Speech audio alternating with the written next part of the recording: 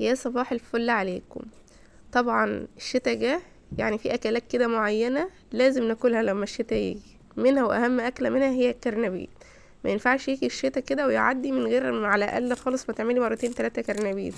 اولا مفيد جدا للاطفال وكلنا بنعشقه، يعني مع عيش بلدي كده وطحينة والسلطة وخس وخضار، الله تحسي بجو الدفا كده الاسري. اول حاجه انا عندي كرنبيطه كده متوسطه. هبدا اقطعها التقطيعه اللي انت شايفاها ديت. التقطيعه دي كبيره كبيره، بس انت ما تصغريش التقطيعه الا بعد السلق، يعني خليها كبيره معاكي كده تعرفي تتحكمي فيها وما تتهراش منك في الميه وقت السلق. فخليها كبيره كده، وبعد ما تطلع من السلق انت ممكن اصلا تهرسيه خالص وتعمليه على شكل برجر كده، او ممكن تخليه كده وتصغري حجمه بس بعد السلق. اول حاجه وانت بتختاري الكرنبيت لازم الكرنبيت يبقى لونه ابيض فاتح كده بالشكل اللي انت شايفاه ده. تاني حاجه الزهرات بتاعتها تكون جنب بعضها، ما تكونش زهراتها بعيده كده، البعيده دي ما تبقاش حلوه. شوفي ما فيش فراغات خالص فيها هي. هقطعها كلها بالشكل اللي انت شايفاه ده كده، وهاخدها بقى على جنب على ما نعمل باقي الوصفه. تاني حاجة تجيبيها ما يكونش فيها يعني بقع سودا او حاجة عشان ما تكونش بايظة. عندي كده ربطة من الكزبرة وشوية من الشبت. الشبت مش ضروري خالص في الوصفة، بس برضو بيدي ريحة كويسة، بس الاهم هنا هو الكزبرة، دي اهم حاجة علشان هو عكس المحشي. يعني الشبت مهم في المحشي لكن هنا مش مهم خالص. هبدأ اخرطه تخريطات صغيرة كده بالشكل اللي انت شايفاه ده، عشان بعد ما اخلصه تخريط هدقه في الهون. في الهون مش في المفرمة، في الهون. انا عندي بدل المفرمة 2، بس هعمله في الهون. طريقة الهون دي انك تدقيه في الهون كده مع التوم مع قرن فلفل كده حامي او بارد لو بتحبيه. الله على الريحة، الكرنبيت بتاعك بيشم ريحته من اول الشارع. الطريقة دي واخداها من ماما، بس عمري ما اكلت كرنبيت بحلاوة اللي باكله من ايد ماما مهما عملت او مهما حطيت بهارات بقى او افتكاسات او اي حاجة تانية. اخرط بقى كله ناعم بالشكل اللي انت شايفاه ده كده. وهاجي عندي كده بحوالي طبعا كده 10 فصوص من التوم. والتوم برضو مهم في الكرنبيت قوي انك تحطي توم، هي الحاجات دي هي اللي بتخلي له الريحه اللي بنشمها في الاخر ديت، وريحه الكرنبيت اللي بنقول الله على الشقه كده وهم داخلين كلهم يعرفوا انت عامله غدا او عشاء خلاص خلصته كده بقى. هجيب التوم عندي برضو هقطعه كده بالمخرطه، وهجيب عندي قرن فلفل برضو كده سواء حامي او بارد زي ما بتحبي. انا بحبه حامي، هخرطه برضو تخريطه كده.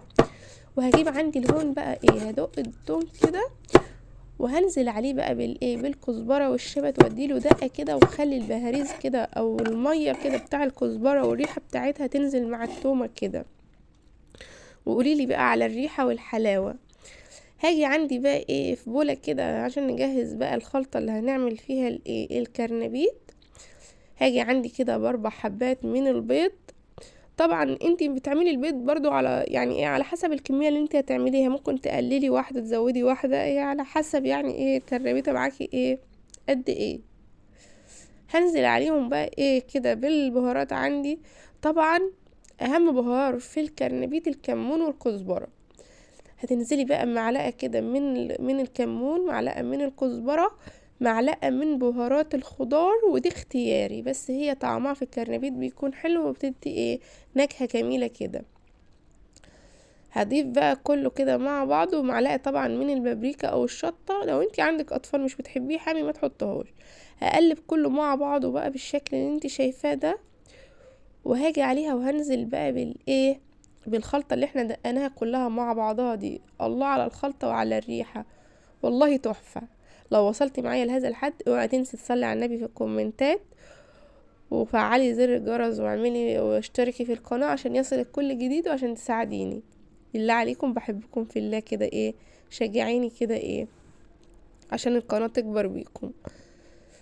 هاجي بقى عندي كده في بولة او في كوباية بره كده، هنزل عندي معلقتين من الدقيق، عليهم معلقة من النشا، عليهم شوية ربع كوباية من الحليب او المية، يعني لو الحليب مش موجود حطي مية.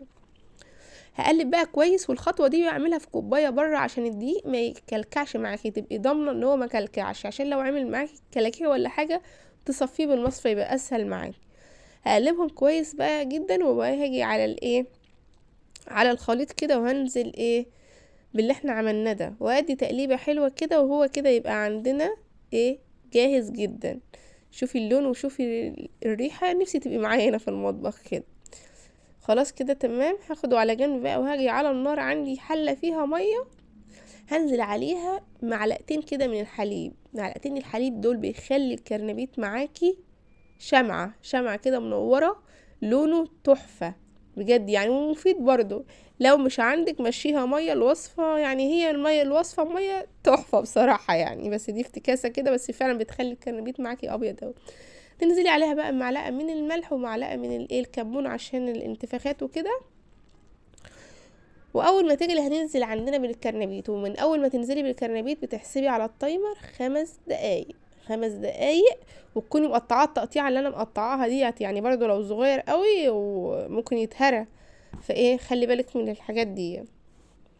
اول كده ما يعدي ال5 دقايق هجيب مصفى عندي، وهبدا اخرجه في مصفى كده عشان يصفي الميه اللي فيه.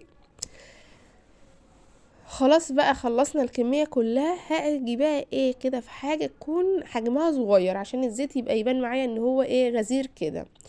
وهاجي بقى بمعلقتين من النشا عليهم معلقة من الدقيق، ولو انت عايزة تحطي عليهم بهارات تانية حطي، بس انا بكتفي بالخلطة بتاعة الكرنبيت اللي احنا عاملينها. هقلب بقى في الدقيق كويس، واخرج واحط في الزيت كده. وبص شوفي بقى الحلاوة، تحسي ان انتي عاملة فراخ كنتاجي كده مقرمشة، مش كرنبيت خالص يعني.